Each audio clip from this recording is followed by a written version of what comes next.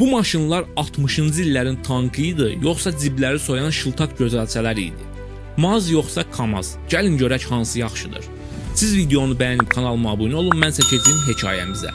Bir tərəfdə dayanır Maz 500. Bu böyük qardaşımız 60-cı illərdəndir. Quruluşu elədir ki, elə bir zavodda yox, hansısa bir dəmirçi sexində çəkiçlə döyüb düzəldiblər. Çox belə nadir hallarda xarab olurdu. Amma xarab oldusa var ha, hər şey bir çəkiç və açarla rahatca düzəlirdi. Sürücülər də deyirdi ki, yaxşı maşındır, dartısı pis deyil, amma palçıqda və bataqlıqda arxa ötürücü çox əziyyət çəkirdi. Adi yollarda isə canavar kimi idi, bas qaza getsin. O biri tərəfdə isə sonradan gəlib kəndlilərin baş tacı olan Kamaz dayanır. Bu gələndə elə bir kəndə hansısa bir gözəl bir şəhərli qız gəlmişdi. Hamı buna aşiq olmuşdu. Mühərrik desəm var, kabinası elə yumşaq idi ki, adam elə bilirdi pambıq üstündə oturub. İçərisi də çox geniş və can rahatlığı idi. Tam ötürücü olan versiyaları isə ümumiyyətlə tamam bir başqa səviyyədə idi. Sonda ümumiləşdirsək, Maz 500 sadəlik və mənə heç nə olmaz prinsipinin kralıdırsa, Kamaz isə rahatlıq və gücün təməlidir. Bəs sən bir gün bataqlıq olan bir yola düşsən, bu texnikalardan hansını seçərdin?